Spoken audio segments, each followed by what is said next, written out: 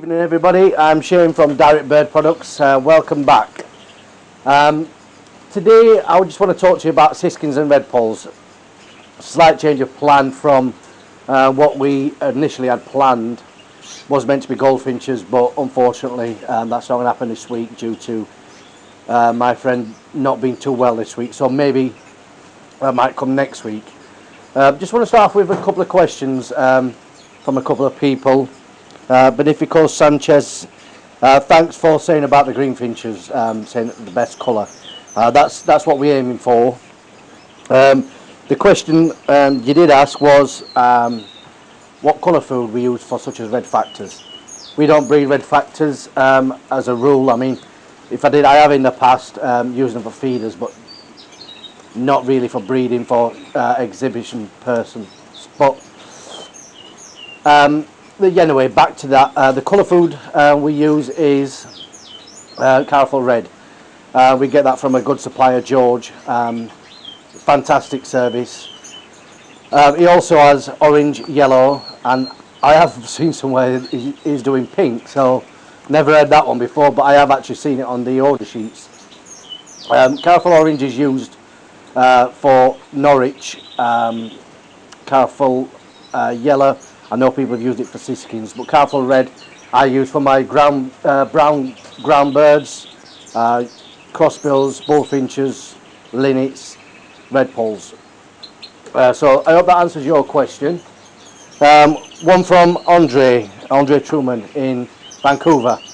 Thanks for watching, mate. I mean, it's obviously different time zones, so this will probably be obviously tomorrow for you when you'll probably see this. Your question was bringing bullfinches into condition. Gave you the information that I had on bullfinches, but we will, like I said, I will be doing a separate video on bullfinches, bringing them into condition, breeding, things like that. So that'll be quite an interesting one for you to watch. So today, like I said, we're going to do Siskins and Redpolls. Couple of little facts for you.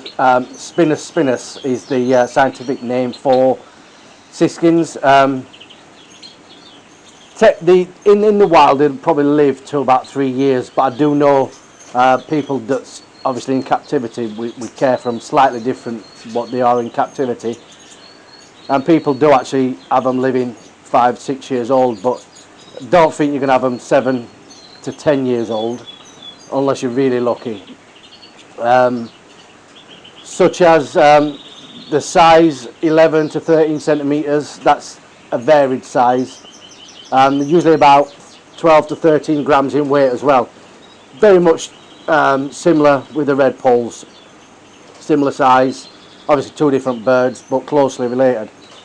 What I'm going to show you today later on is a couple of mutations of Redpolls, same with the Siskins, brown pastels and a pair of normals. Not going to go too much into depth on the mutation side of Redpolls because that's been done by my friend Oliver. And he did a fantastic job of explaining that as well. So I'll put the link in the description for that, or anyone that's interested in that. You've probably already seen it anyway. But what I'm going to talk to you about is a couple of nest sites for Siskins and Redpolls. With Siskins, they like to roost and spend a lot of time on the cage fronts, even if they're in flights, the same thing. But what I'm going to explain about the nest sites is they can be used in cages or flights. It's down to your preference or what room you've got. I mean, this year I will be using some flight cages for a couple of pairs of Siskins and maybe a pair of Redpolls. Just it determines on once I've got the flights set up for the green finches, brown bullfinches and yellow hammers. So that'll determine what room I've got left. So going on to the nest pans that I'd use firstly. I mean, I use metal ones personally for myself, but it's what you've got. Don't be spending unnecessary money there just because someone else is using it thinking it's going to work. A normal plastic nest ball will work. So, but these are what I use. I use wire ones. There's varied types. We've got 3 types. You've got a line, spiral, and slightly smaller a mesh one. We'll start with the mesh one. Ideal, I mean, grass inlay into this. I will put pictures up separately, but this will sit perfectly on the front bars, or same in the flights, just with a bit of Leylandii conifer around it, just offer a bit of protection. Just imagine it's inside the actual cage itself, bit of conifer around there, work a treat, just gives them that little bit of privacy. I mean, it is the same with the spiral and the straight line ones. These are just slightly bigger. Redpolls Siskins will nest in both of these. You can use a grass inlay, or traditionally just a normal nest felt. If I was doing it, I'd just cut a couple of cuts in there just to make it a little snug fit, so you've not got too many creases in there where mites can get and just get into them little crevices. Good thing about the wire ones, you can actually, if you've got mite in there, you can actually dip them in DE powder or spray your mite products underneath them. So that's a good thing to think about. Brings me on to the wire external nest. They are external, but you can use them internally. I'll show you shortly. Good thing about these, same thing again. If I was, in fact I did use it last year, I put conifer around, all around, just with some cable ties just to keep it on, the perfect privacy. Same hanging on your front there. Conifers around this point, so they've got plenty of privacy.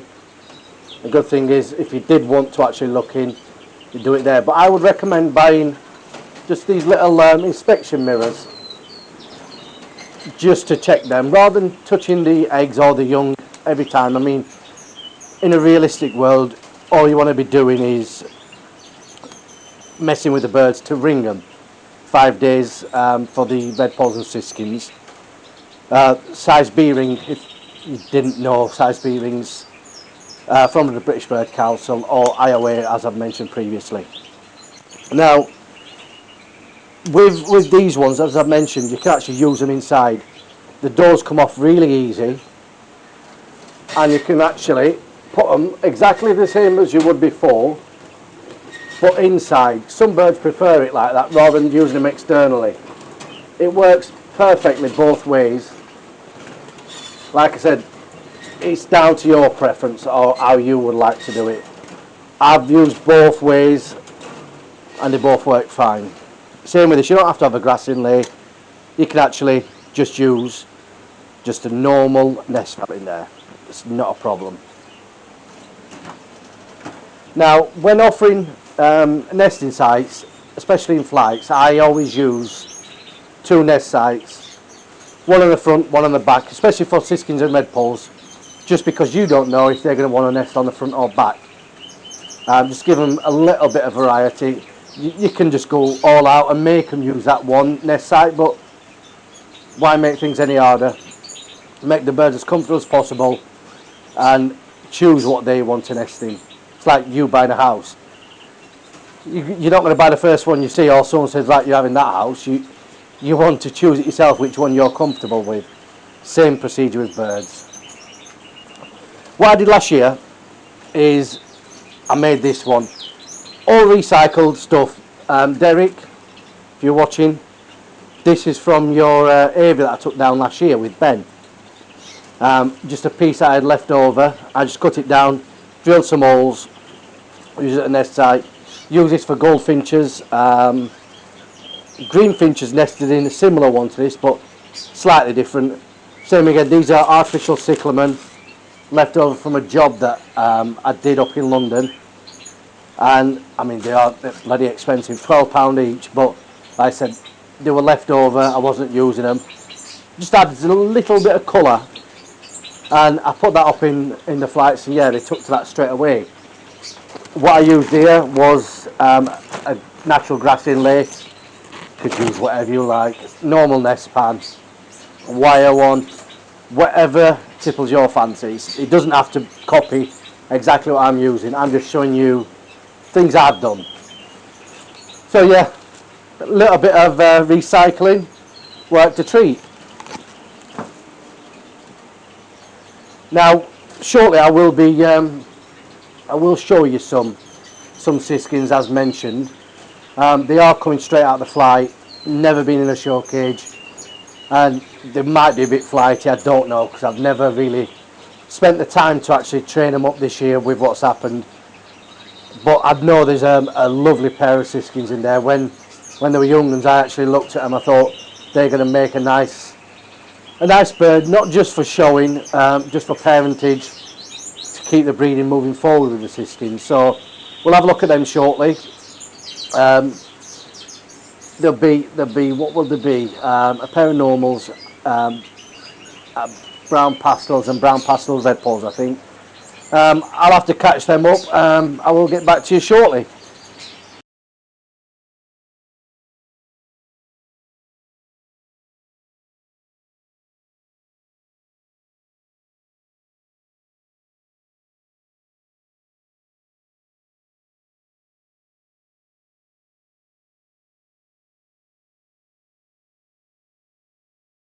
Here we have two pairs currently bred brown pastel Siskins. Nothing wrong with either of these birds. They will be part of our breeding program this year. The end is showing nice body on them. One thing to note with mutation Siskins, they do lack a lot of the actual markings that we do look for in normals. But nice birds. The cock birds on the mutations do tend to have better bibs, so obviously it may be something we could use to increase the bib on our normal cocks.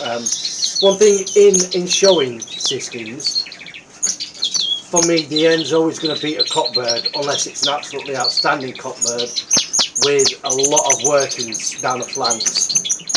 The end on the left is a lovely end, quite well marked for a mutation Siskin as well. Not the biggest birds, could do a bit more size than them, but all in all, not a bad bird. Just a little close up of that pair on the left.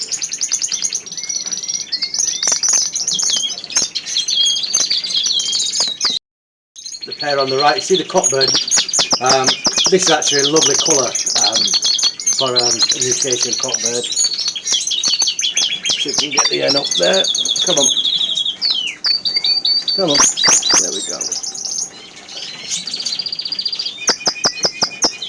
This will be this pairing for this year as well. These are what I'm pairing up now, so just having a look, see what's a keeper and what's not, basically. Here's just a quick look at the comparison between a pair of normals and a pair of mutations. As you see, that the normal cockbird on the right hand side is a lot darker in colour than these browns. Same with the M bird. Let's see if we can get up. There we go. This M bird is for me exactly how it should look. Like I said, they've never been trained in the show cage, never been in the show cage before. So I'm not expecting miracles while trying to film for you. But if she will just stay on the perch a minute, come on, come on. The workings on her are exactly what I'd be looking for.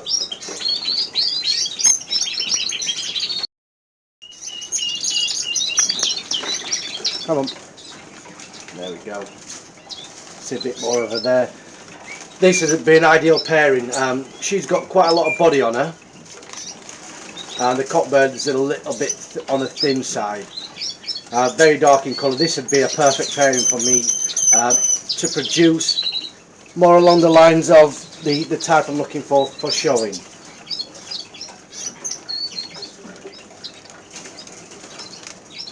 There we go. Just a quick glimpse for you. Don't want to stress the birds out too much. I've never been in a cage, so I'll put them back in the flights now and leave them till it's time for me to start preparing the flights for breeding. And as I said, the nest sites and the metal pans is what I will be using. They work for me, so I will stick to what works. Before I put these back, I just want to mention one thing that some of you might not even notice. Two different types of show cages here. One Scottish, one English pattern. The Scottish is the smaller one on the left, and the English be the one on the... No, sorry. The Scottish is the one on the right, the English is the one on the left. Both we can use throughout England, Wales, Scotland, all them type of shows. I do believe that in Ireland they only use the English pattern. Like I said, there's nothing different with them. One thing to notice, obviously, the cage on the English pattern is slightly bigger. The hole is slightly bigger, whereas the Scottish pattern is smaller. I prefer to use the Scottish pattern, obviously, for the Redpolls Siskins. Goldfinches, maybe the English pattern would suit better. They've got a bit more room to move about. Mules, definitely I would use the English pattern. Mules tend to be bigger than the counterparts, whether it be a Siskin mule, Goldfinch mule, Redpoll mule and so on. They would, in my eyes, be better off in an English pattern. Yeah, the English one is slightly bigger, that's all. Just a little tip, some of you might not know that, obviously. There's a lot of people that are messaging me are new to the hobby, and things that we take for granted, knowing everyday things, these people don't know this type of stuff, and unless someone gives them the information, they're never going to get anywhere. So I think we all should help each other out and try and encourage more people into the hobby, because it's great for our mental being, especially what's happening now. We need all the help we can get, and this is a de-stress. Come in the shed, go in the flights, watch the birds for an hour, have a cup of tea and just kick back and enjoy nature. Here is a couple of mutation Redpolls. Like I said, I'm not going to go in too much depth about the mutation side of things. Already covered that. On the left hand side we've got a pair of pieds, obviously visual, cock, carrier hen. The visual is almost a clear bird, but this is not an exhibition type. As an exhibition type you want a 50-50 split, obviously, of the pied and normal colours. Obviously same with the hen bird, it's just a carrier, it doesn't show much of the markings we'd look for in a show type, but these are not for show type, these are just for me to breed. I like anything that's pied or a different mutation like that. The one on the right hand side is double factor brown hen and obviously a pastel cock. These are no addition to the shed. I think they're charming little birds, but they're not show standard type as yet, but just something to work with. I'll take a closer look at these for you, so you can obviously enjoy them as much as what I do. That's your pair of pieds. Or your pied pairing, should I say.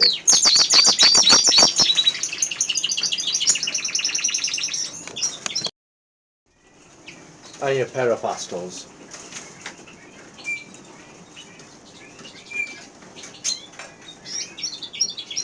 These are currently your bred birds. The pieds, they're last year's, not last year, sorry, I bought them last year.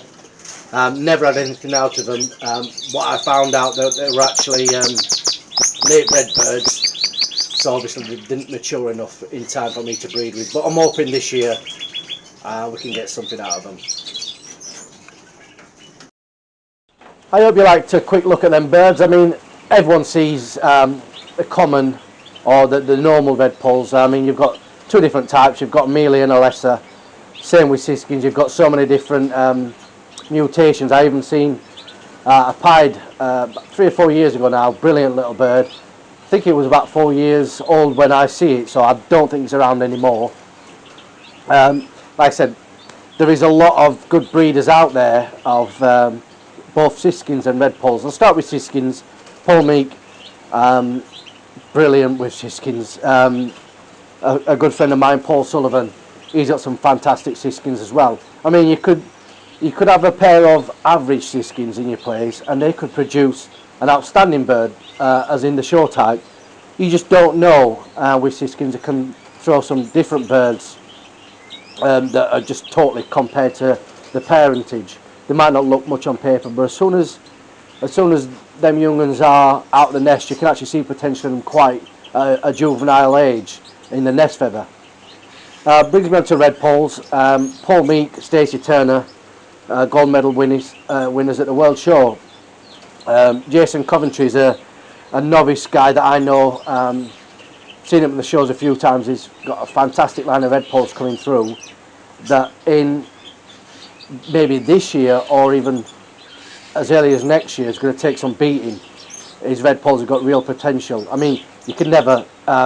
everyone who knows Jack Lloyd knows he produces fantastic birds regardless if it's a Redpoll, Greenfinch, Linnet. Across the board he can breed birds and he turns out fantastic birds no matter what. Now I just want to touch on a quick one about nesting material. This is Sharpie. It's like a coarse, it's like string, but it's more like a cotton type string. There's two types. There's the string type, which looks very similar to this, very soft. The Sharpie is coarse and doesn't get tangled around the feet like the soft cotton does. I used this last year with the Redpolls. They seem to want to take the white stuff more than what they did with other like your sizers and stuff. But I mean, it's really down to you. If a bird's in condition, regardless of what you put in for them, as in nesting material, if they're in condition, they will nest with anything. They'll rip pieces of paper off your floor if you're using paper on the cage floors. Absolutely anything. But every year I collect a bag of moss, simply microwave it in a paper bag, dry it out, use it for the birds. Greenfinches, every year I put in for them, as well as obviously the stuff I mix. But I'll show you that in future. I mean, I'm not looking to start breeding yet anyway, so I'm not going to divulge too much into that. But one thing that was pointed out to me, which actually completely slipped my mind, was the guy in Vancouver I mentioned earlier. Obviously it's their breeding season now, so I will start introducing little tips maybe next week or week after, just for you guys that actually is your breeding season now, which obviously I overlooked. But when I do show these videos, it's not to introduce it for us to start breeding now. It is for you guys that are obviously further ahead of us, obviously with the weather and stuff. So that's that. I mean, like I said, if you've got a friend that's in birds, give him a call. Obviously you can't go around, just ask him any tips that you like. It's always good to ask. Some people are forthcoming with what they're going to tell you, and obviously you might get some that are not, but unless you ask, you're never going to know. So I'm going to leave it there for today. Hope you have liked what you've watched. We will be hopefully next week doing the one on goldfinches. I can't say 100%, it's just not down to me, it's out of my hands. But if you have liked what I've put, like, subscribe, you know everything that goes along with that, and leave a comment if you've got any questions. I will try and read them out next week. But yes, have a good weekend, stay safe and just enjoy your birds.